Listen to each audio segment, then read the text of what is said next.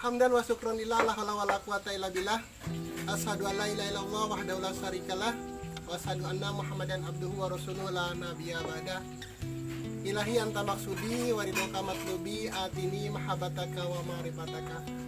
Ihwah pilah jamaah Thariqah Qadriyah wa Naqsabandiyah Yayasan Cermin Hati Purwakarta. Malam ini adalah sesi ketiga ya Kang. Sesi ketiga kita untuk berbincang-bincang, ngopi santai di Saung Makrifat ini. Dan alhamdulillah pada malam hari ini kita kedatangan bintang tamu. Bintang tamu Pak Haji Didik, pengusaha muda. ya, kita akan berbincang dengan beliau. Jadi saya akan awali pertanyaan ke beliau dulu ya. Iya, harus. Haji. Semua pertanyaan aja. Siap. Ditanya apa saya yang tanya? Saya tanya dulu. Jadi gini Pak Haji,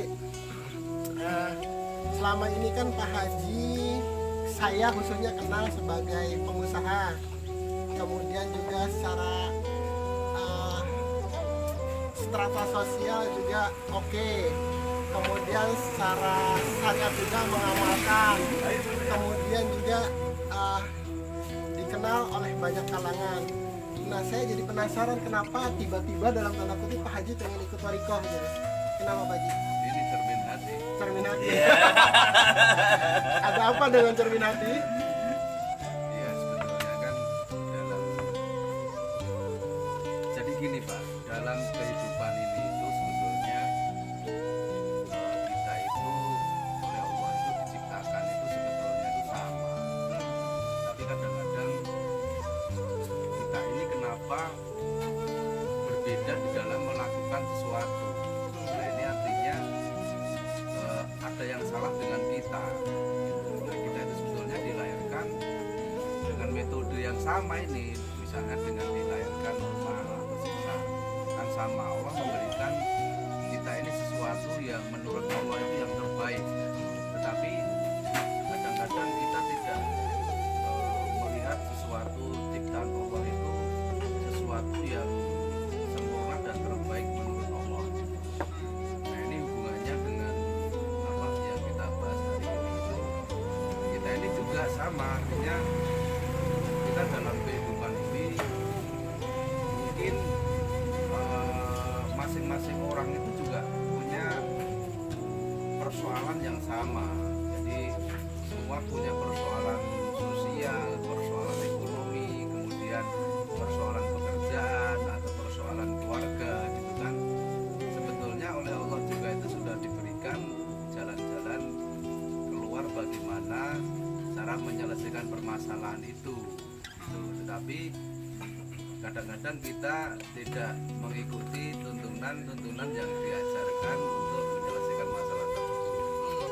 Nah, terus keterkaitan dengan penyelesaian masalah itu sebetulnya kita lebih diselesaikannya itu dengan hati gitu loh Pak, dengan hati kita. Jadi ketika hati kita itu ditata dengan baik, terus kemudian kita lebih mendapatkan siraman-siraman rohani untuk hati, artinya di dalam apa namanya keikutsertaan ataupun yang saya pelajari dari Thariqah ini, artinya kita lebih meningkatkan atau menaikkan kapasitas hati kita itu lebih sensitif Pak. Jadi kita lebih menganalisa sesuatu itu harus apa itu berpositif, selalu berpositif thinking, terus kemudian selalu kita itu berpikiran baik, kemudian membuat hati kita itu energi yang lebih baik lagi gitu. Nah ini saya tertarik dengan apa namanya metode-metode Thariqah itu karena memang banyak sekali perubahan yang saya alami Pak. Jadi ketika dulu saya mungkin artinya ketika menghadapi persoalan itu selalu saya lebih confident terhadap logika saya gitu. Tapi setelah dibimbing teman-teman, kemudian ada Ustadz, kemudian Bang Ngersa memberikan arahan, Jadi kita lebih menyerahkan segala sesuatu itu kepada Allah dulu. Kemudian tetapi kan tidak semata-mata kita itu apa ya? Tidak semata-mata kita hanya secara lahiriah aja, tetapi kita itu harus benar-benar mengenal apa sih sebetulnya kita mengenal Allah itu di dalam kehidupan sehari-hari kita. Jadi ketika kehidupan sehari-hari kita ini kita ngakunya sholatnya punya Allah, tetapi sholatnya rajin, tetapi perilaku kita dan karakter kita ini tidak mencerminkan punya Allah. Iya gitu loh. Oke, Pak Haji, jadi ini menarik. Jadi apa yang tadi Pak Haji paparkan, saya tangkap ada beberapa hal. Pertama adalah bahwa manusia dilahirkan dalam keadaan sama, dengan potensi yang sama, dengan ujian yang sama, hanya untuk penyelesaiannya kadang-kadang manusia berinovasi dengan merasa mampu. Nah, dengan kondisi seperti ini kemudian timbul pertentangan antara logika dan hati. Nah, di sini sangat menarik nih. Jadi pertama saya ingin mengatakan bahwa dengan hadirnya Pak Haji di sini, saya ingin sampaikan bahwa saya ingin membantah pendapat nih Kang Ustadz. Jadi selama ini ada pendapat di luar sana bahwa thariqah, bahwa tasawuf, bahwa zikir itu hanya untuk orang-orang kalangan pinggiran. Kemudian orang pinggiran, kemudian orang yang tidak tahu syariat, kemudian orang yang tidak intelek, kemudian juga orang yang tidak punya pergaulan atau bahkan orang yang malas hanya mengandalkan zikir. Nah, dengan hadirnya Pak Haji sebagai pengusaha, sebagai kaum intelek, kemudian juga sebagai yang sosialnya tinggi, kelas sosialnya tinggi, ini terbantahkan semua bahwa zikir itu bukan cuma untuk orang-orang yang rendahan lah. Justru zikir ini mengangkat derajat seseorang ke makom yang lebih tinggi ya. Seperti itu yang pertama.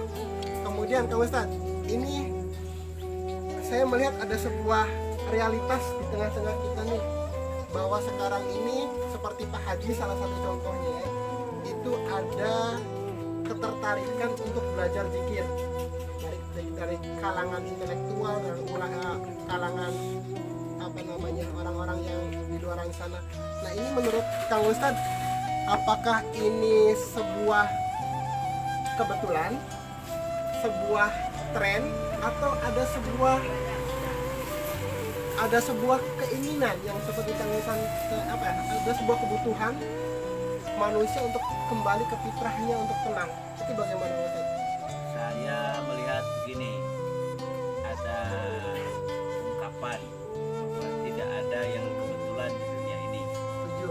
Semuanya terencanakan. Yeah. Kalau kita menganggap ada yang kebetulan, maka yakinlah itu sudah direncanakan. Kebetulan yang direncanakan. Itu Presiden Amerika yang bilang seperti itu, Franklin Roosevelt yang bilang seperti itu. Nah, artinya apa? Dalam tadi kalau bicara segmentasi zikir ini kan nggak ada segmennya sebetulnya. Semua sama di hadapan zikir. Yang berarti simbol semua sama di hadapan Allah. Nah, artinya sama di sini ya semua memang harus mengenal Allah. Baik itu kalangan awam, baik itu kalangan intelektual, baik itu kalangan profesional, semua kalangan. Nah, sehingga dalam metodenya pun harus dilakukan. Selama ini kan yang repotnya kita ibadah itu selalu menggambarkan Allah ini sebagai sosok, sebagai sesuatu. Nah, ini kan kekeliruan yang harus diluruskan, dan ini bercandanya kebangetan ini. Nah, kalau seperti itu maka kriterianya harus diubah dengan tata cara yang sama. Kalau tadi Pak Haji mengatakan bahwa kenapa yang kita lakukan ini berbeda, karena pijakan rasanya berbeda. harusnya kan pijakan rasanya sama. Ada yang dikasih gula tapi merasakan garam. Nah gitu, harusnya pijakan rasanya sama. Kalau bicara dalil misalkan ta'alau ila kalimatin sawa, kemarilah ke dalam semboyan yang sama. Semboyan itu kan semboyan la ilaha illallah. Iya. Semboyan itu kan spirit. Jadi semboyan itu balik lagi bukan tulisan, bukan bahasa, tetapi spirit atau semangat. Ruhnya. Maka yang harus dipersepsikan secara sama oleh hati kita, itu hati harus mengalami rasa yang sama, hasil dari ibadah. Harus mengalami rasa yang sama, hasil Dari ibadah. Jadi ada potensi awalnya beda.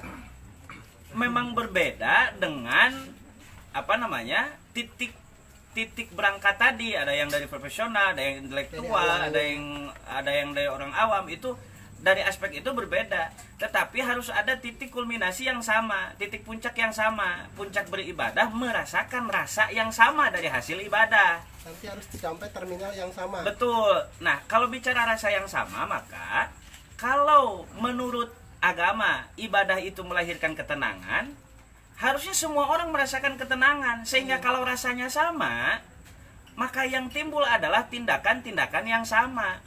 Maksudnya tindakan yang sama ini boleh jadi jenis tindakannya berbeda, tetapi motif tindakannya sama. Tindakan atas dasar welas asih, tindakan atas dasar syukur dan sabar, tindakan atas dasar optimisme menghadapi kehidupan.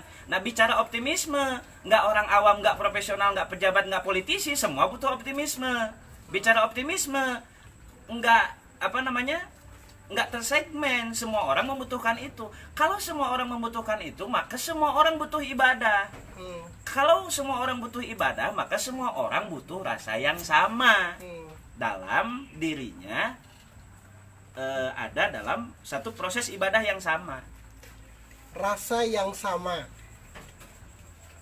harus dibuat oleh koki yang sama dengan bahan yang sama, Ya, atau bagaimana? ya ini dibutuhkan peran besar seorang guru. Peran besar Pelatih. seorang guru. Pelatih. Ya. Bagaimana meracik karakter, ya. Meracik karakter dan harus praktek. Karena kan mau bikin masakan. Iya. Harus praktek, artinya guru itu tidak boleh hanya sekedar sebar resep. Ya kan, sebar resep ini harus ini. Maka butuh kriteria guru yang dia punya resep, dia memasak sendiri, dia bahan-bahannya dia memiliki, dia masak sendiri, dia melakukan proses masak sehingga menghasilkan masakan yang enak. Siap saji. Bisa fast food, bisa juga agak jelimet nggak apa-apa, yang penting hasilnya enak gitu loh. Dan enaknya itu dirasakan oleh semua Enaknya orang. dirasakan oleh Bukan semua subjektif, orang. kan? Iya. Tapi memang ini Ustaz, memang kita kalau secara awam itu kita dalam beribadah itu kadang-kadang kita hanya melaksanakan sesuatu yang kayaknya ini hanya sebatas menggugurkan kewajiban gitu loh, Ustaz. Iya. Jadi kita sholat subuh sholat, zuhur, asar sholat, tetapi kita ini sebetulnya esensinya ibadah kita itu apa? Itu kadang-kadang tidak tercermin, Pak. Iya. Jadi hati kita ini, cerminan hati kita ini setelah melaksanakan sholat, ini karakter kita yang sesungguhnya ini belum terbentuk gitu loh. Makanya di komunitas ini ya luar biasa, artinya kita melaksanakan kewajiban kita sebagai umat Islam, tetapi kita yakin bahwasanya kita mengimani adanya Rasulullah, kemudian malaikat, sebetulnya sebagai bentuk keimanan kita. Tetapi walaupun kita ini sudah melaksanakan kewajiban, kita sudah iman, tetapi karakter, kemudian tingkah laku kita, terus kemudian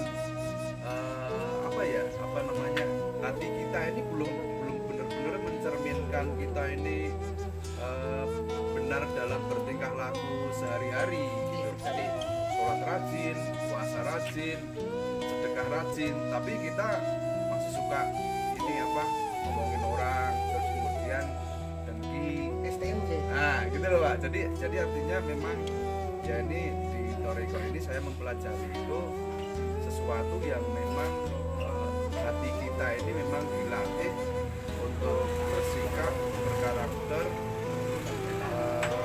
tingkah laku kita ini ya artinya supaya kita benar-benar tahu kita mengarungi bahtera kehidupan ini dengan tanpa kita tenggelam dengan duniawi ini, gitu loh Pak maksudnya. Jadi gitu. Luar biasa itu sih Jadi sebetulnya. itu Kang Ustad. Menarik tadi yang disampaikan Pak Haji, bahwa ibadah itu tidak boleh hanya sekedar untuk menggugurkan kewajiban. Iya. Tetapi yang terpenting sesungguhnya dari proses ibadah itu adalah peningkatan kualitas rohani, peningkatan kualitas hati. Yang tadinya dalam kehidupan sering berkeluh kesah, timbul tenggelam, saat ada proses ibadah kemudian rohani atau hati ini menjadi kuat. Kan seharusnya begitu. Karena kehadiran agama itu harus dirasakan oleh penganut. Betul.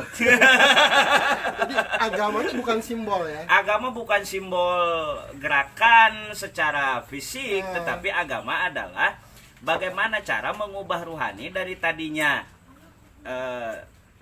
sering menyerah kalah terhadap kehidupan, kemudian berubah menjadi hati atau rohani yang kuat menghadapi kehidupan. Dan ini tidak bisa kita mentransfer pengetahuannya saja, kita harus mentransfer caranya. Nah, kalau aspek pengetahuan dimanapun bisa dari buku, dari referensi, dari ceramah orang. Nah, tetapi yang mahal itu adalah bagaimana cara untuk menguatkan rohani itu.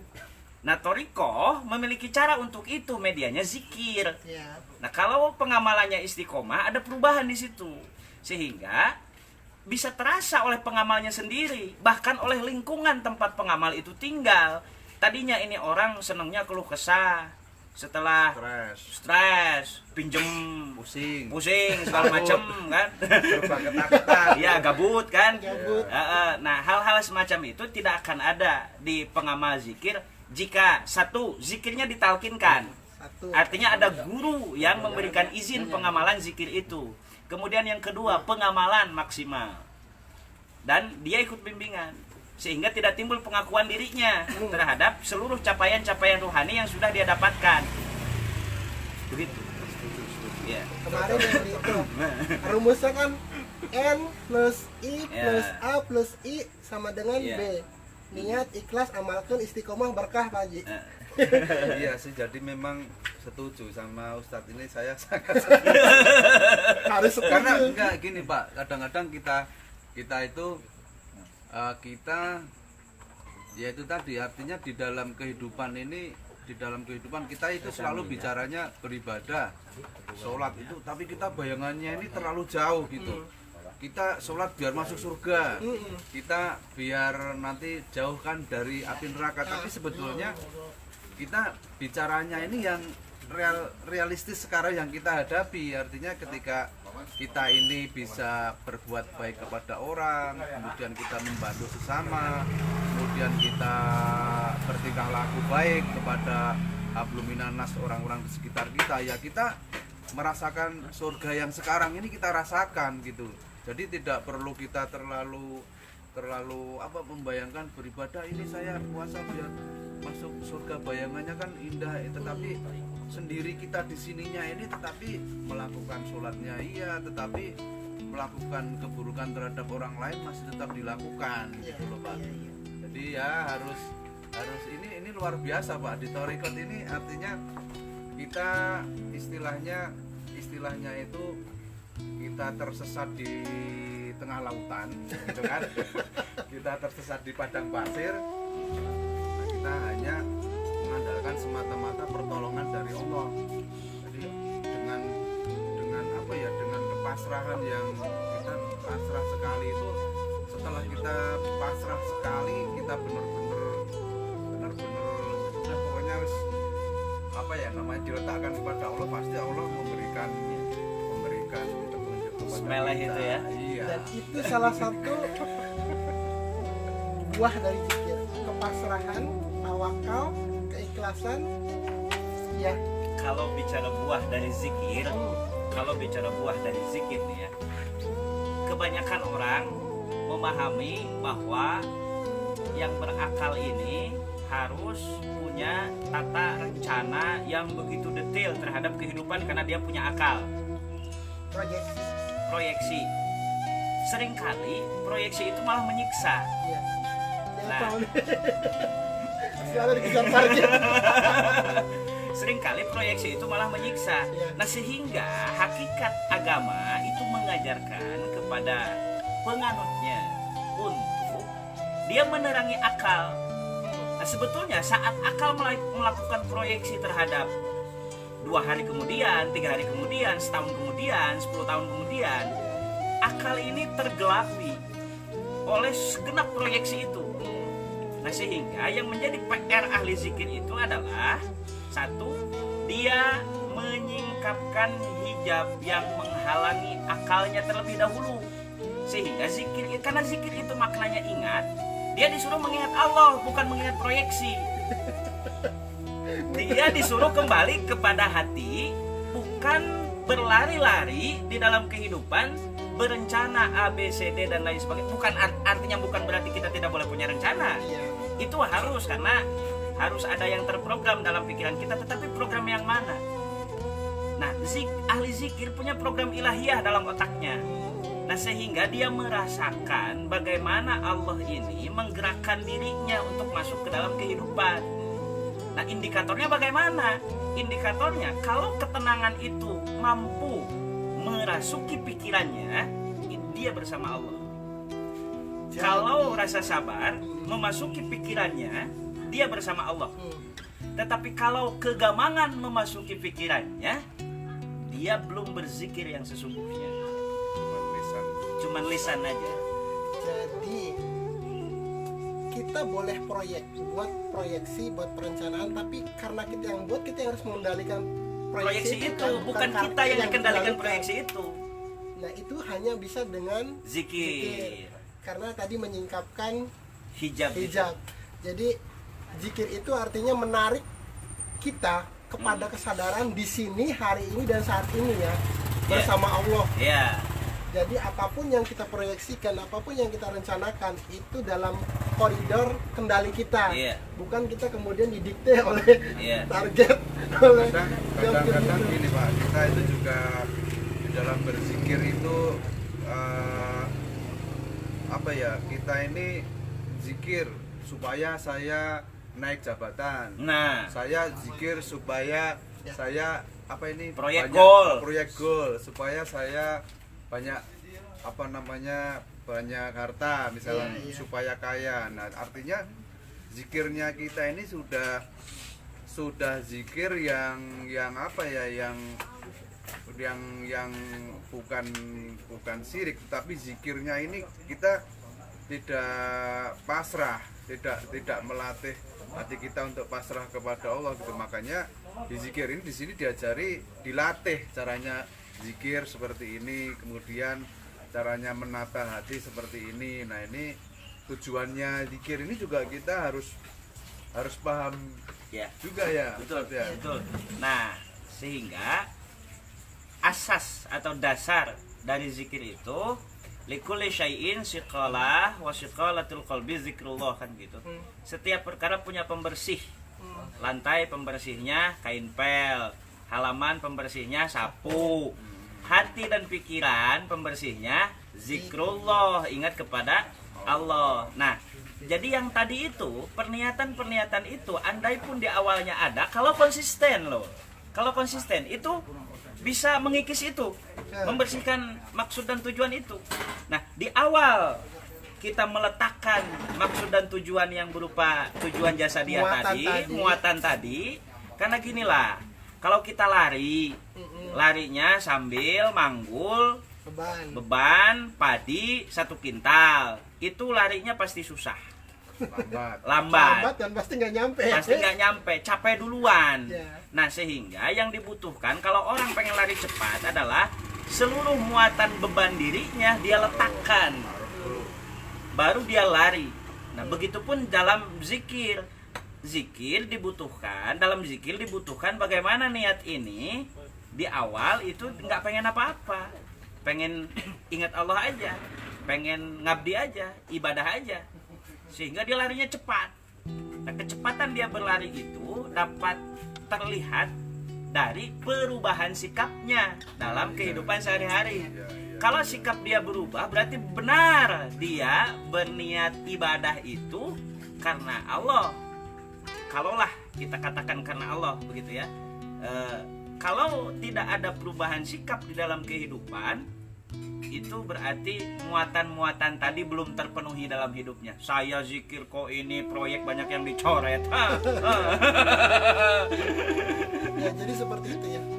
Kalau kita tidak ada muatan, kalau kita tidak punya apa-apa niatnya, kalaupun nanti dapat apa-apa itu adalah bonus. Ya. Tapi bukan di awal kemudian kita Betul. menetapkan Betul. harus dapat proyek, harus naik jabatan dan lain sebagainya. Justru itu yang kemudian membebani zikir kita, yang pada gilirannya zikirnya nggak nyampe nyalahin zikir gitu. Saya udah zikir nggak dapat apa-apa gitu lagi. Kan itu banyak di kalangan bahkan pengamal zikir itu banyak yang merasa kecewa dalam tanda kutip, sudah mengamalkan zikir malah nggak dapat apa-apa. Bahkan ada yang kadang-kadang di grounding dulu tadinya lagi enak-enak, lagi tajir, lagi enak, tiba-tiba dihabisin dulu karena mungkin di situ ada detok ya, ada perlu detok. Nah, seperti itulah indahnya zikir. Jadi mudah-mudahan dengan kehadiran Pak Haji di sini nih menjadi motivasi kepada banyak orang, wabil khusus kepada jamaah, kepada ikhwan yang sudah mendapatkan talqin zikir, bahwa zikir itu yang diberikan atau diijazah oleh pengusaha ini sesuatu yang luar biasa, bukan hal yang asal-asalan, bukan hal yang murahan, tapi adalah sesuatu mutiara yang jika kita kemas itu akan bisa menjadi value bagi kita dalam hal apapun. Nah, value, nilai ya. Jadi apa namanya, orang berzikir pasti dia bernilai, dia bervalue. Nah, melalui nilai yang dia dapat dari pijakan basis nilai itu, dia berbuat di dalam kehidupan.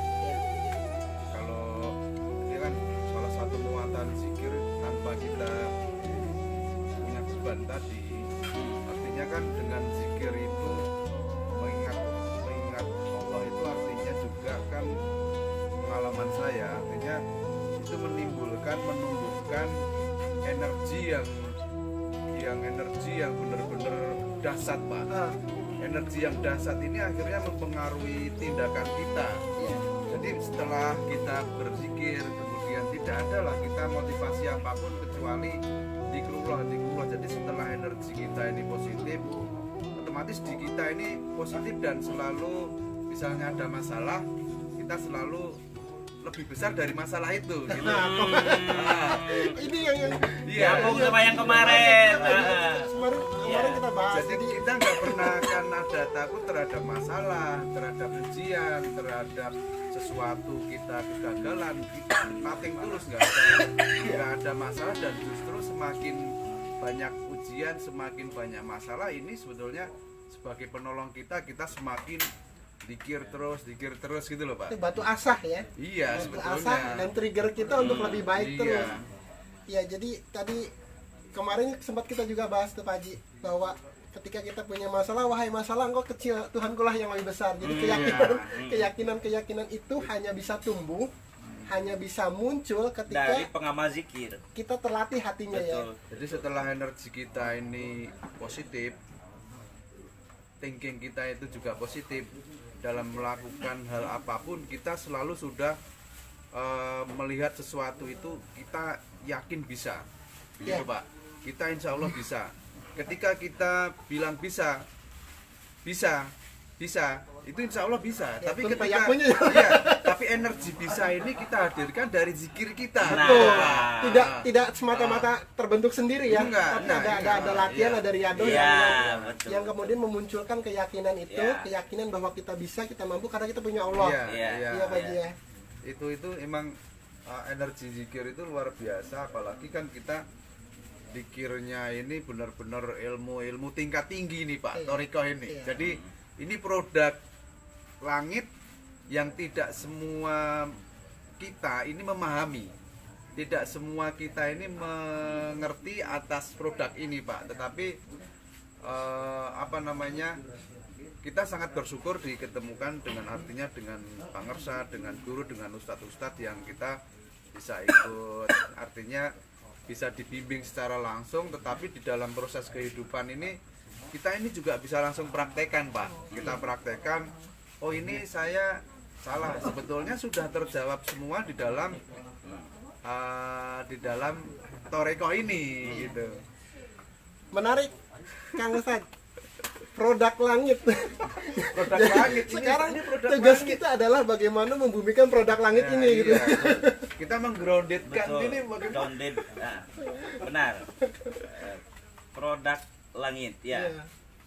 Jadi kan apa yang kita lakukan itu agar nilai-nilai yang selama ini dianggap tinggi, Atas langit. Torikoh ini tinggi, tasawuf ini tinggi, memang tinggi. Kalau nggak pakai pesawat terbang nggak bisa terbang. Iya. Memang dalam. Kalau nggak pakai kapal selam, Nggak bisa ya nyelam. nggak bisa nyelam, malah mati tenggelam kan. Artinya kalau mau ke tempat yang tinggi, mbok ya pakai pesawat terbang, pakai zikir yang ditalkinkan lah. Iya. Kalau mau nyelam, ya pakai kapal selam, Iya. pakai zikir yang ditalkinkan lah, biar nggak mati saat meninggi, juga kita nggak tenggelam saat ada di laut. Dan itulah salah satu fungsi zikir, Stabilitas diri, dan stabilitas temperatur keimanan. keimanan. Makanya jadidu imanakum bikasroti la ilaha illallah.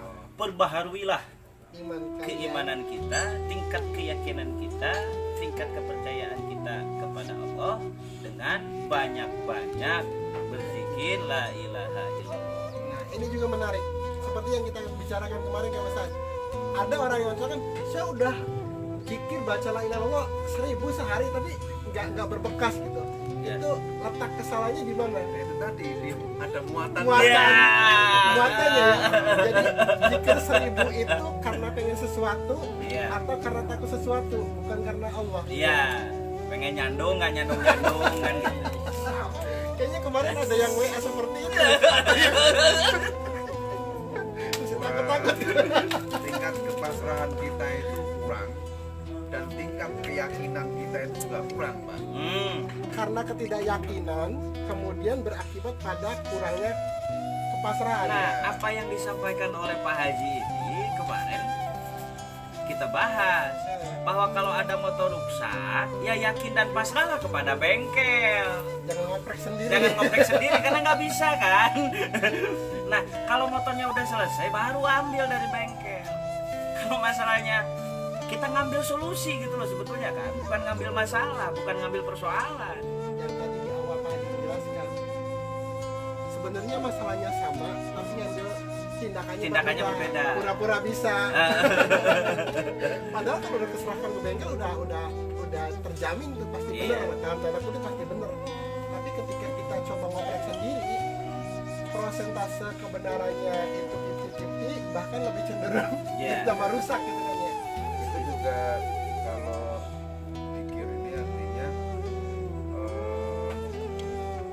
ini benar-benar kita ini harus benar-benar didawamkan dan diamalkan di kehidupan sehari-hari itu sebagai produk yang nyata gitu, Pak. Tetapi kan ya yang sudah ditalkinkan pun kadang-kadang kan apa namanya aku udah ditalkin misalnya seperti itu, tetapi dalam kehidupan itu tidak mencerminkan artinya itu kita itu sudah ditalkin. Mestinya kan kita bisa membawa perubahan terhadap sikap dan tingkah laku kita sehari-hari. Misalnya ya itu tadi ya, yang penting dengan hubungan dengan teman, dengan saudara, kita tidak apa namanya, hati kita tidak dikotori dengan hal-hal yang negatif. Nah itu lebih ke arah itu juga, itu perlu juga, itu harus kita implementasikan. Jadi aplikasi nilai zikir itu dalam kehidupan sehari-hari bukan cuma sebatas lagi riado, Betul. tapi tanpa pembuktian gitu ya. Dan begini, ada kecenderungan apa namanya, ada energi yang otomatis hidup. Jadi begini, ibaratnya Riyadhah itu ngecas handphone. Nah, handphone kalau udah penuh, nggak disuruh pun kita pakai kan, Iya. karena udah penuh kan. Nah, hasil Riyadhah, hasil latihan, hasil zikir lah, nggak disuruh pun pasti automatically itu dia akan aktif dengan sendirinya. Iya. Iya, iya. Asalkan tadi dalam pengamalannya mbok ya jangan ada muatan apapun. Untuk mengaktifkan itu kita butuh apa? Butuh berserah dan beryakin diri. Kayak tadi pagi ini penuh, kosong. Tahu-tahu Ini karena ya itu tingkat kepasrahan kita yang ya udah, charger nggak ke bawah kan. mau mati ya mati aja. Tapi kan artinya sebetulnya pertolongan Allah itu pasti tidak akan pernah terlambat. Iya. Ketika kita itu sudah yakin, kita udah yakin bahwa pertolongan Allah itu bakal hadir gitu. Tapi untuk membuat yakin itu kan ya perlu dilatih itu tadi Iya. Pak. Jadi pertolongan Allah, benar juga nih kan. Pertolongan Allah itu tidak lebih cepat, tidak lebih lama, tapi datang pada saat yang tepat. Pas pada waktunya. Selalu pas. Ya, itu yang juga perlu latihan ya. Kadang-kadang kita tuh tadi sempat ngobrol dengan pemirsa, kadang-kadang kita tuh ngedikte Allah. Pengennya kita dapat banyak, pengennya cepat, pengennya minta ini segala macam ya. Seolah-olah kita yang apa ya, yang ngedikte Allah Iya. itu gitu. Nah, Padahal Allah nggak sebercanda itu. Allah tidak sebercanda itu. Tadi lanjut itu kan, membumikan produk langit. Nah ini luar biasa nih, membumikan produk langit gitu. Sederhananya begini, karena agama dianggap sebagai produk langit, sebenarnya produk langit itu produk tafakur. Produk tafakur, kerja-kerja pemikiran itu agama. Kerja-kerja inovasi itu agama. Nah, bagaimana membumikan itu? Membumikan itu adalah dengan mentransformasikan atau memindahkan aspek-aspek positif hasil tafakur itu menjadi sebuah interaksi kita dengan sesama. Iya. Itu dibumikan. Itu dibumikan. Nah, la ilaha illallah misalkan lahir dari kontemplasi Nabi. Tafakur Nabi di Gua Hiro. Kan begitu ya. Beliau dapat wahyu. Kemudian tersebarlah kepada kita selaku umatnya, begitu ya. Nah, Nabi berhasil membumikan produk langit itu melalui tata perilaku yang beliau tunjukkan kepada umat. Kita sebagai umatnya cukup menjadikan beliau sebagai uswah atau contoh bahwa beliau juga toh dari memperbaiki pikiran tentang kehidupan, dia melihat kejahiliahan bangsa Arab pada saat itu, kemudian dia bertafakur di Gua Hiro, dia sejenak tidak berbaur, sejenak ya, tidak bergaulnya itu sejenak, bukan selamanya tidak bergaul. Sejenak beliau tidak bergaul dengan sesamanya. Dari hasil tafakur itu muncul paham-paham ilahiyah, muncul pemikiran-pemikiran inovasi untuk mengubah umat. Kemudian dari sana beliau mengaplikasikannya di dalam tata perilaku. Lahirlah sistem pemerintahan, lahirnya sistem syariat, lahirlah sistem-sistem ekonomi dan segala macam. Itulah yang disebut membumikan produk langit ya. Apa sesuatu yang lahir dari pikiran yang di langit ini jadi aplikasi dalam keseharian ya. Baik itu hakikat maupun dalam teori-teori yang bisa mengubah peradaban. Nah sekarang gini, Kak Ustadz, tadi kan mengubah kejahiliahan. Nah kalau sekarang kan jahiliyahnya udah dalam tanda kutip nggak ada nih, tapi jahiliyah yang di sini ini masih banyak. Itu gimana? Saya yakin jahiliyah itu bukan cuma di sana kan. Kita sering terjebak pada terminologi sejarah, periodisasi sejarah yang membuat kita merasa tidak berada dalam abad jahiliyah. Nah, padahal sejarah itu berulang. dengan pelaku dan latar yang berbeda, tetapi peristiwanya sama. Dan itu sudah menjadi hukum alam dan Allah membuatnya seperti itu. Hukum alam itu dikatakan oleh Syekh Nawawi Al-Bantani dalam Tafsir Munir itu sebagai adatullah, kebiasaan Allah.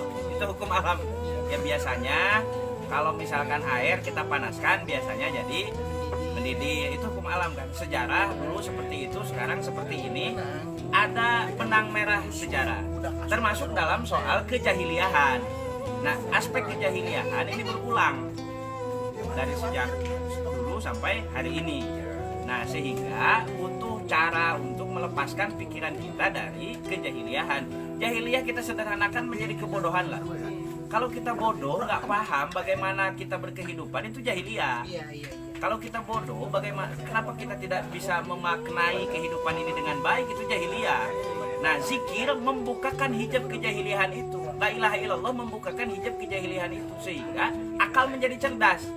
Akal mampu menggerakkan segenap potensi diri itu melakukan sesuatu yang kita keluar dari situasi kejahiliahan, kita keluar dari situasi masalah, kita keluar dari situasi kegelapan kehidupan. Punya hutang itu kan gelap luar biasa, jahiliyah itu.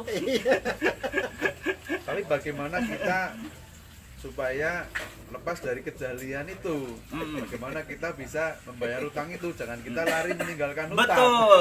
Betul. Kita hadapi hutang itu. Kita hadapi hutang itu dengan segenap energi yang tadi Pak Haji sampaikan, bahwa energi bisa itu dihasilkan dari zikir, bahwa kita bisa nyelesain hutang misalkan, jahiliyah kan gitu.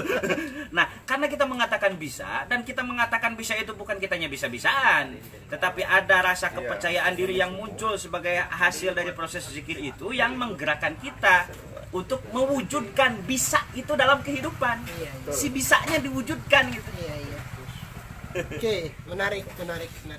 Jadi berbicara jahiliyah itu identik dengan patung, dengan berhala.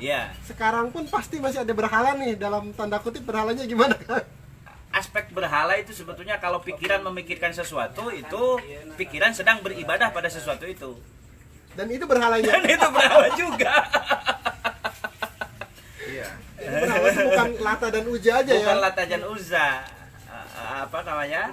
Lata itu kan secara simbolik itu bentuk feminis dari lafaz Allah, itu Lata.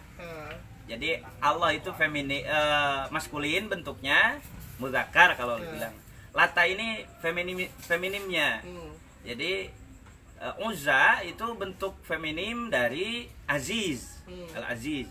Jadi sesungguhnya sejak dulu secara kepercayaan ada sifat yang disembah oleh kaum jahiliyah. Tetapi sifat itu tidak terlahir menjadi tata perilaku. Bagaimana Al-Aziz yang mulia, yang dipuja oleh mereka, Al-Aziz yang mulia disimbolkan dengan roti misalkan, dan rotinya dimakan bersama-sama misalkan. Kemudian, mengapa kemudian yang mulia ini yang disembah tetapi anak-anak perempuan dikubur misalkan? Kan tidak sejalan, tidak tegak lurus itu dengan nilai yang dianut lah katakanlah oleh mereka. Nah, Kanjeng Nabi Muhammad meluruskan ini, bahwa aspek langit yang tadi segala pikiran inovatif, karena bangsa Arab saat itu juga ahli sastra banyak, ahli arsitektur banyak, tapi kenapa kemudian disebut jahiliyah? Karena tidak mampu menerjemahkan aspek-aspek yang bersifat sifat itu menjadi tata perilaku. Bicara welas asih itu kan bicara sifat. Tapi kalau belum ada perilakunya di dalam kehidupan, itu gagal total welas asihnya. Bicara pendidikan karakter itu kan bicara sifat. Kalau belum ada sifat baik di dalam kehidupan yang tercipta menjadi tata perilaku, itu omong kosong pendidikan karakternya. Teori aja. Cuman apa namanya? Hanya di lips on Iya. lips gitu. Lip service. Ya, servis tidak di dalam kehidupannya. Jadi sebenarnya keyakinan itu sudah ada, tapi tempatnya salah dan aplikasinya salah. Betul. Baik, Pak Haji gimana? Mau lanjut? Masih sangat ini sangat menarik sebenarnya. Jadi oke, sengaja kita tahan karena malam ini insya Allah kita akan Lanjut Amin, lanjut amin, lagi amin, ya. amin, amin. Ya. Ya, ikhwah billah, demikian tadi bincang-bincang kami dengan Pak Haji Didik. Satu lagi yang ingin saya sampaikan bahwa zikir itu adalah tidak ada segmentasi. Zikir adalah mutlak kebutuhan kita semua. Siapapun kita, apapun pangkat kita, apapun strata sosial kita, berapapun tingkat intelektual kita, zikir adalah mutlak kita perlukan. Jadi para pengamal zikir, ikhwah, pilah, jamaah zikir cermin hati, tidak perlu berkecil hati, tidak perlu minder bahwa kalau kemudian orang memandang sebelah mata terhadap zikir itu adalah kesalahan. Kita yakin bahwa justru dengan zikir inilah value kita, makom kita akan naik. Itu saja yang dapat kami sampaikan. Mudah-mudahan dalam kesempatan lain kita akan berbicara lebih banyak mengenai zikir. Terima kasih Pak Haji Didik atas waktunya, Kang Ustaz. Siap. Billahi taufiq wal hidayah. Wassalamualaikum warahmatullahi wabarakatuh.